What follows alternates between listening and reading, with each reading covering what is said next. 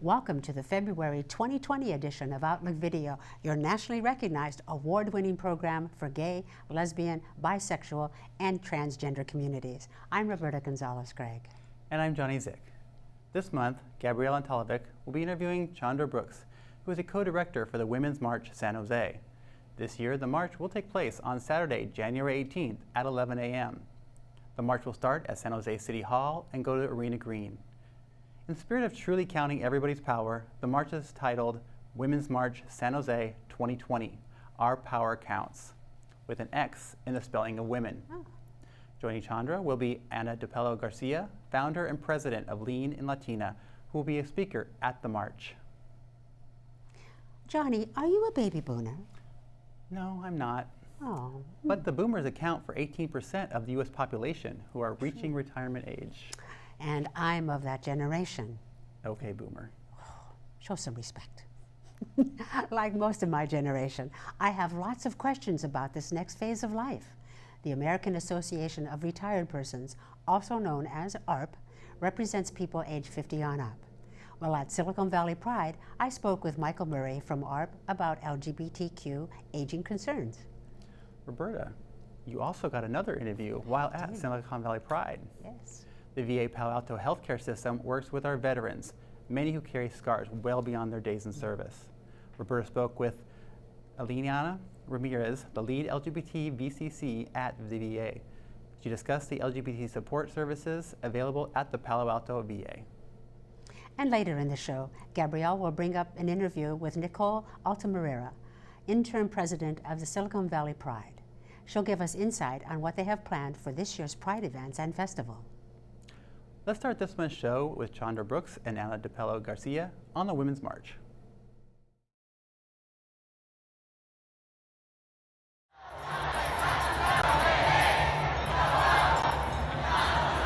And this is our group.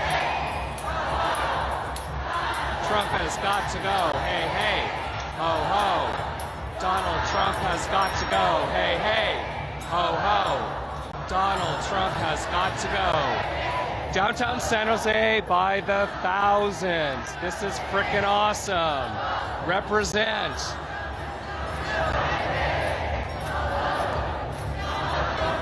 Do you see the rainbow? Here we are. We say no to corruption. We say yes to each other. Thank you for being with us, Chandra and Ana. And it must have been an interesting journey trying to express diversity, either on the stage or in the propaganda you put out. How was that? Well, it's a challenge, but it's also, I think it's an opportunity for us to make sure that we reach out to the community and we bring other people to the table, right? We bring other leaders to the table and get their opinions and ask their advice on who do you think should be on stage this year, and make sure that we are representing as many people as possible. It's impossible to get everybody, but we try to do our best. So Ana, as a speaker, you know, you represent yourself, but how do you feel you can go beyond who you represent? Yeah, that's a really great question. So as founder of Lean in Latinas, I won't sit here and try to represent every Latina and how each person identifies. But I do represent a network of Latinas of almost 1,000 members, not only here in the Bay Area, but globally. And each person has their story. But what I sort of can bring to the table is there is a identity that we have as Latinas. We do know that we have an opportunity to have a voice, not only in a political setting, but in many other different settings. So I'm really excited that at least I could bring my story to the table, and I can represent a very large and impactful community. You know, it's interesting, you know, being at the Billy DeFrank LGBTQ plus community center, I'm a genderqueer lesbian. How am I representing everybody? Well, you know, that's been an interesting process. You know, it's not the 3 minutes that you have on stage. It's the preparation toward that and what you do after that that really is where the inclusion happens. And so in organizing the Women's March, how are you finding that? It's been a challenge, right? I mean, as a leader in the community, as a woman, right, trying to navigate that with all the different communities. And I can't represent everybody, and I can't remember, and I don't know everybody. So I got to bring in help. So it's, like I said, just bringing people to the table and making sure that we're as inclusive as we possibly can with the short amount of time we have on stage. Right? Last year we had a lot of speakers, and it took a long time. The program dragged. So we want to make sure that we made it a little shorter so people get some good speakers and they're not bored to death or they don't leave early, right? So so we want to make then you've got all the different booths where people can go and talk to more people, and greater representation happens there. I like that structure so that it's not just speakers, goodbye. You know, it's speakers and go and talk to people, see what call to action you want to be part of, because the census and getting out the vote are the two big things that everybody has to be part of. And how do you get all the different pieces of the fringe communities together to really want to rally together on those issues? How do you do that? Well, I mean, we have the application up, right? So I think the organizations that know how large the march has been every year, they know that they're going to be able to touch large audience, right, at one time. So we get a lot of people, a lot of organizations that want to sign up. I think we're almost at 50 organizations that will be there. So we're really excited because it gives the opportunity for people to come and see, what do I want to get involved in? What is my passion? What do I feel is dear to my heart? And it's probably going to be there with all the organizations and the diversity that we have there. You know, and I think at the end of the day, people are angry. People are angry for different reasons. We'd have an administration in the White House that people don't feel included by in any way, shape, or form. I think the Women's March is an opportunity to showcase, share your voice, you know, whether it's in the booth setting, whether it's in the rally. So people show up with their individual agenda, so to speak. And, you know, with the vote coming up, I think people are starting to understand that voting does matter. And if you don't vote, you're going to have folks making decisions for you. I know that I don't want a bunch of white males in the White House making decisions on how I want to use my body. So I think that, if anything, what's happening, whether it's here nationally, I'm worried about what's happening even globally. I think that brings people to an event like the Women's March because we want our voices heard. Absolutely, and you know, part of the inclusion equation in my mind is that the bigots hate all of us. And so we have a vested interest in working with each other. You know, all the different minorities have to stick together. Otherwise, you know, they win by us being divided against each other, you know? And so the scramble to be on stage is something I know the Women's March has had. You know, how do we do that in a respectful manner and you know, create as broad a representation, knowing that it can't be 100%. Yeah, well, that's the whole reason why I came on board, right? As a woman of color, actually the first year I wasn't really into the Women's March, and I was just like, like, we've been fighting these issues for a long time, you know, like, I was like, rah, rah, rah, we, you know, like, okay, we'll do that, but this is something we deal with every day as people of color, so I wasn't really into it. the second year, I was approached by Jenny, and people were telling her, you need to talk to Chandra Brooks, you need to talk to Chandra Brooks. So we finally got together, and I realized, like, if I could really have some impact as a woman of color and bring all the communities of color that I have connections to, the Asian community, the African American community, Latino community, all these communities, I have access to these people. I want to bring them to the table. And I knew that I could do that, and that's why I participated, but that's how we were able to do our best to get the diversity that we needed. And that's funny. And Jenny approached me about, you know, the diversity of gender that is in our community. Everybody from transgender to non-binary to lesbians to everybody. And so, you know, putting all that into the mix is really quite a challenge. It is, and yeah. I am so happy we are managing to do that. Thank you. Yeah, yeah.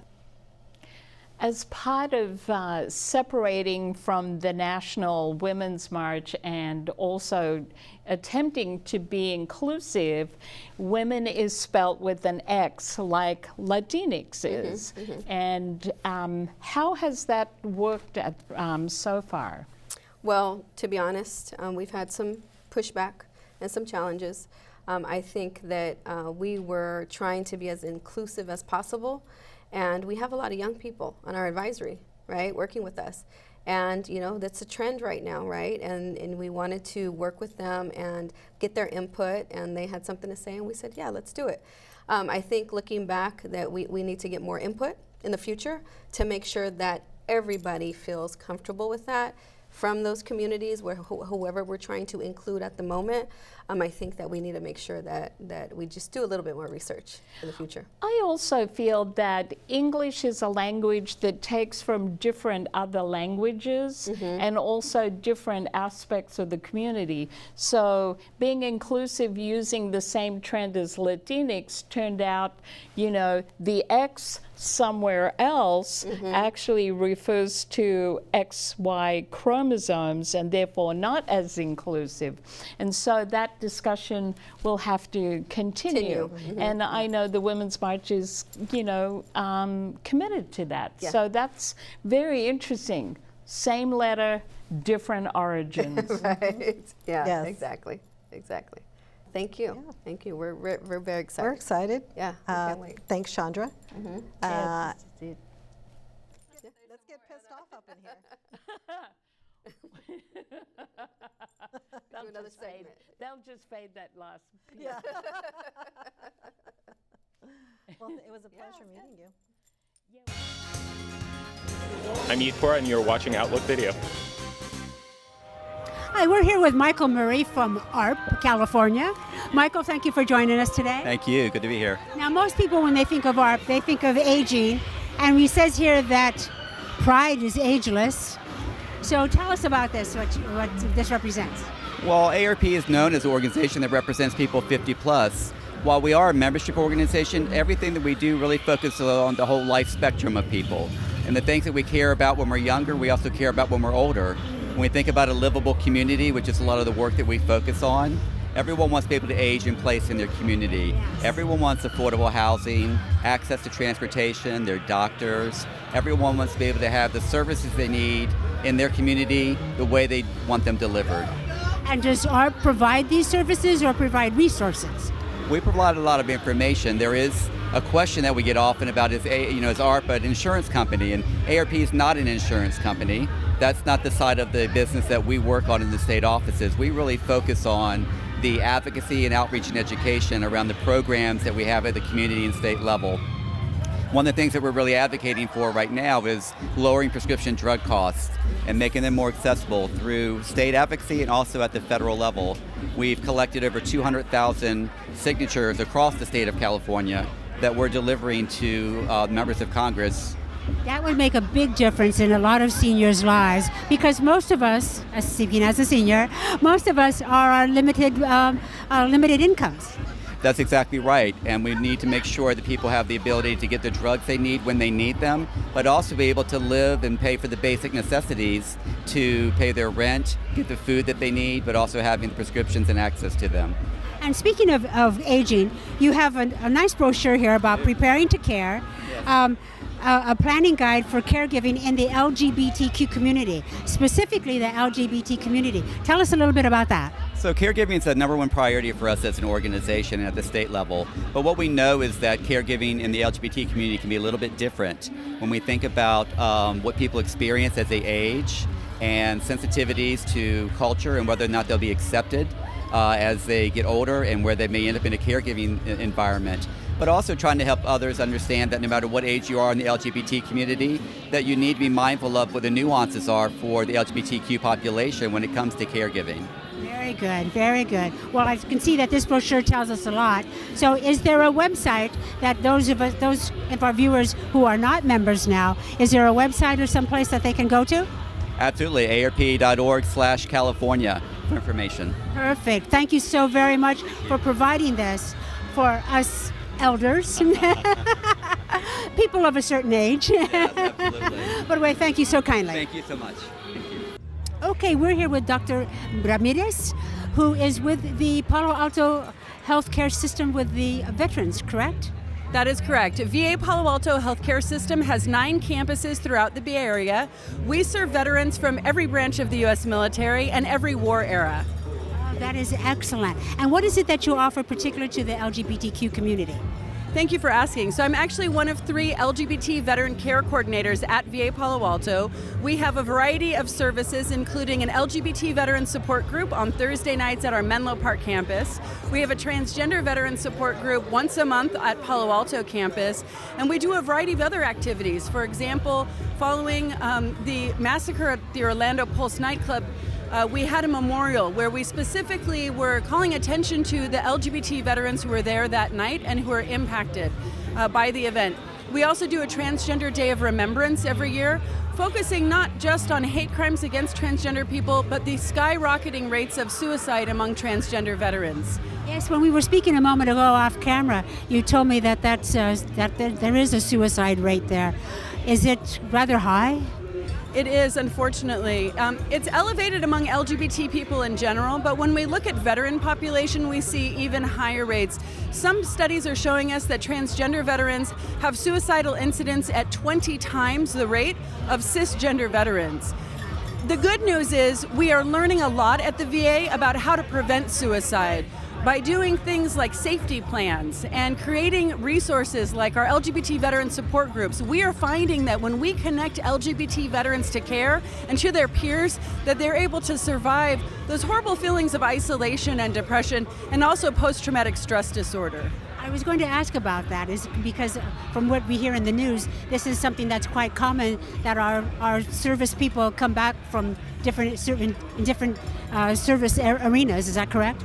That is correct. And when we think about LGBT veterans, they face distinct military challenges, both in terms of hate crimes within the military as well as what's called military sexual trauma.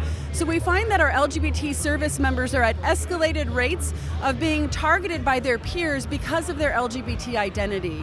We also know of people who are LGBT who take on higher risk assignments. Just like our people of color veterans and our women veterans in the past, they take on higher risk assignments to show that they are just as good of a Marine or Navy person or airman as anyone else. And in so doing, they end up with these higher risk assignments and also higher risk for military combat and other kinds of exposures. Oh my goodness, yet they serve so willingly and so proudly.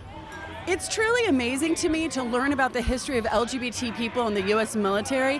One of the founders of the U.S. military, Baron von Steuben, was actually a gay man, and his tombstone reads that he was indispensable to the establishment of America.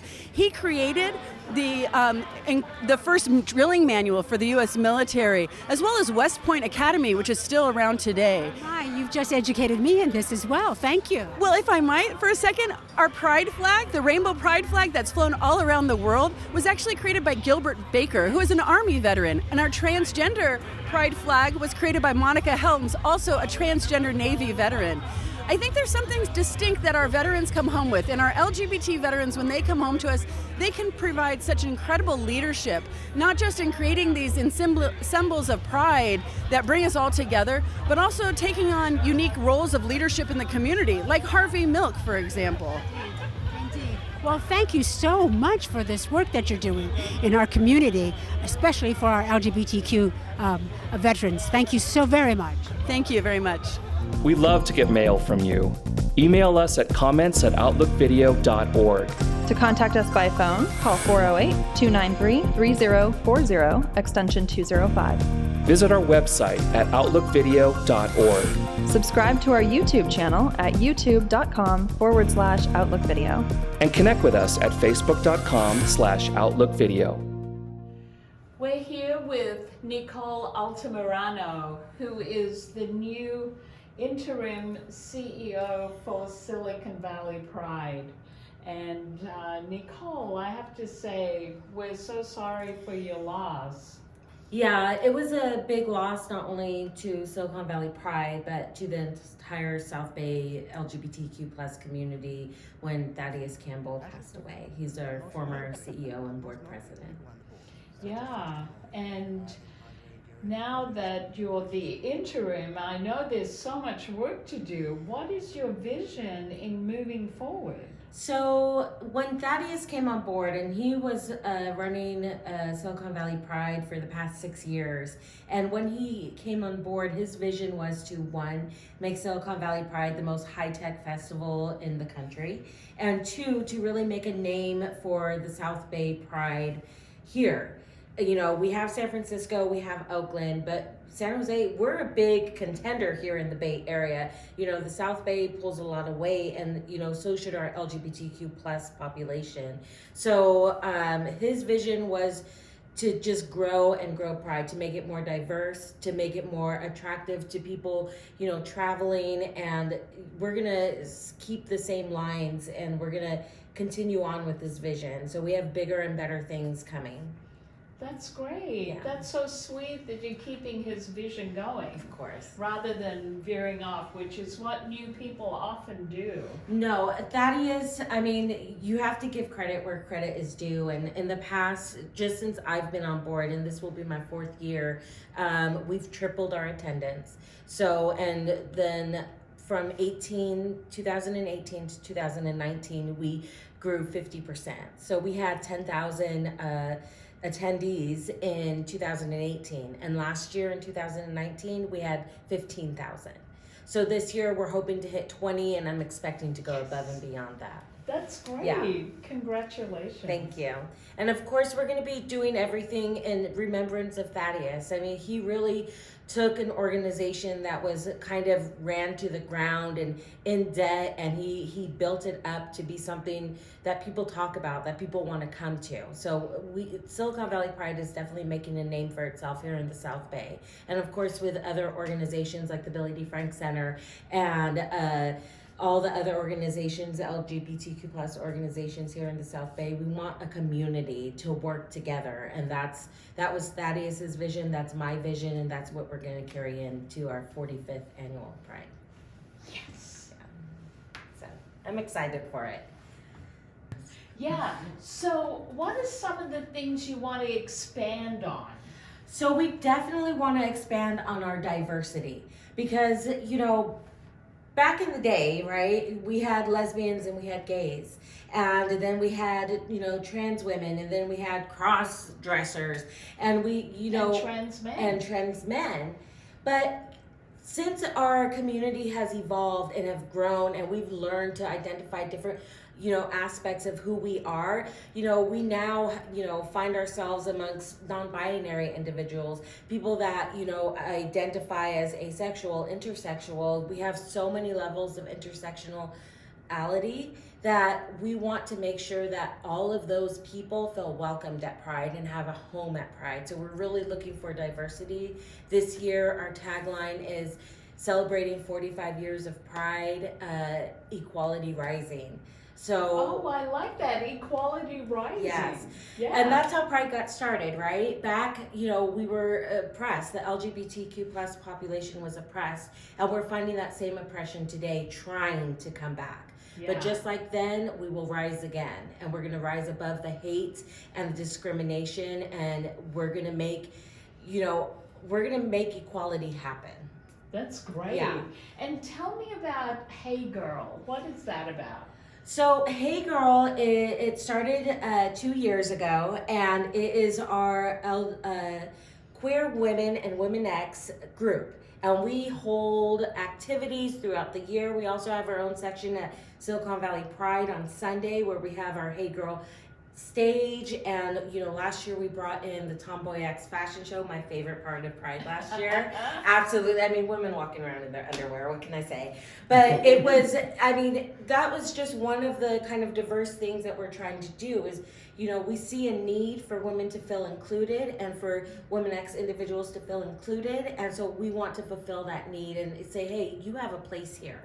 Everybody has a place at Silicon Valley. And I have to say, it was a really popular section. It was. We killed it last year. And we had our own hard alcohol section. And, the main stage had theirs. And our own booths.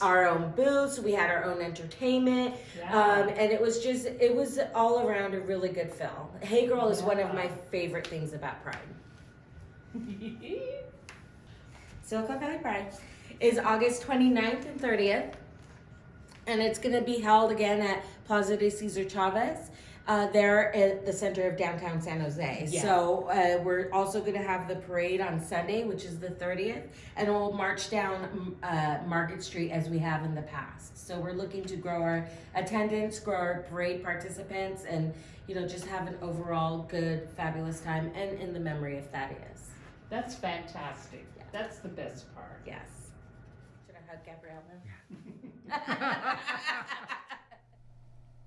And that's a wrap for this month's edition of Outlook Video.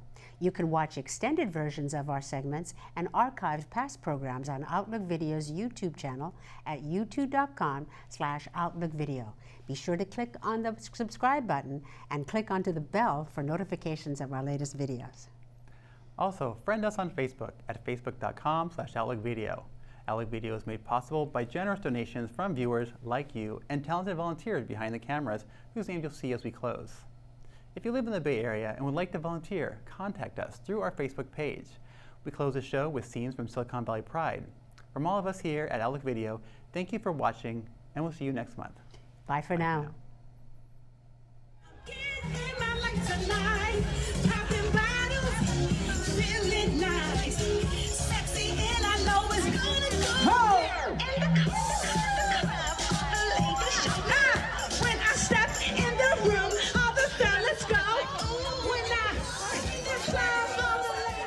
So I joined Silicon Valley Pride in 2017, and I noticed that there was not enough women.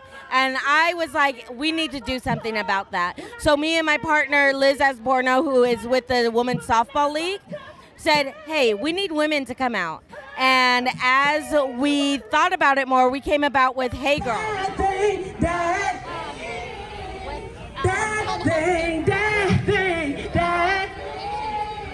Tell me we got singers. Oh, who rockin' with the Jigger Man?